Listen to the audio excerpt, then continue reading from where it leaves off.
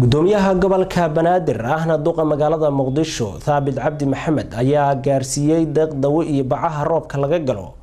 barakacayaal ku sugan degmada Kaxda ee gobolka Banaadir warkaasina waxa inoo eegaya wariyahayaga Axmed Cabdi Cadaawe qoysaskan oo tiro ahaan gaarayay ilaa 500 oo qoys isla markaana ku sugnaa deegaanka Kaxda ee duleedka magaalada Muqdisho ayaa maamulka gobolka Banaadir waxa uu u sameeyay dib u dejin dhawaan ayaa qoysaskan laga raray goobo ay kaga noolaayeen degmada Kaxda waxaana hadda loo dhisay guryo cusub gudoomiyaha gobolka Banaadir ahna duqa magaalada Muqdisho mudane Thabit Cabdi Maxamed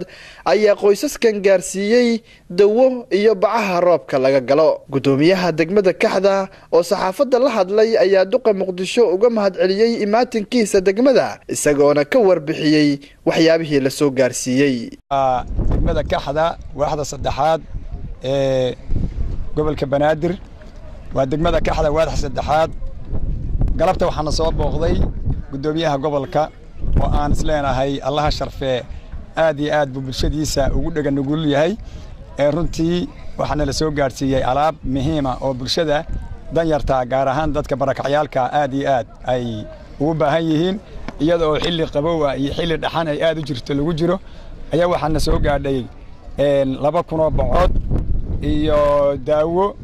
aan isleenahay baahida jirta maanta wax weyn bay ka taraysaa iyadoo baryahan xogaa xanuuna yar yar oo sida shubanka iyo waxyaalo noocaas ay jireen dabaylaha iyo xilligan maartay kuleylka sida daraadeed waxaan leenahay mudane gudoomiye soo dhawow deeqda aadna soo gaarsiisay adiga iyo gudoomiyaalka kale ee degmooyinka ee kula socdaba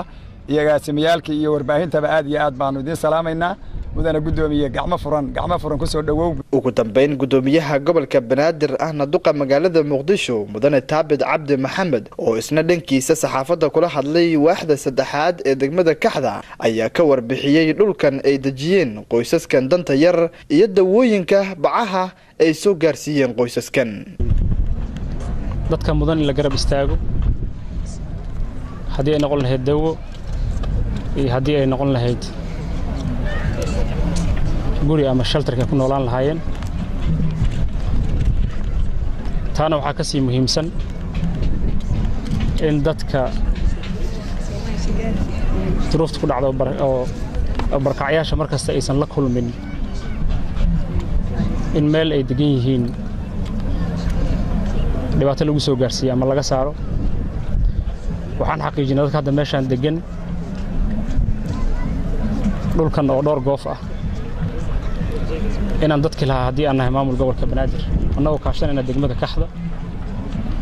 inaan heshiis la galnay oo 4 sano iyo bar ah si dadkan aan loogu xadgudbin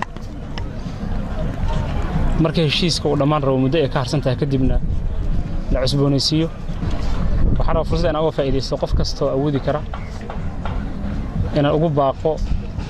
inuu qayb ka qaato wax alla wixii karaankiisa ah Axmed Cabdi Cadaawe telefishinka SBC magaalada Muqdisho.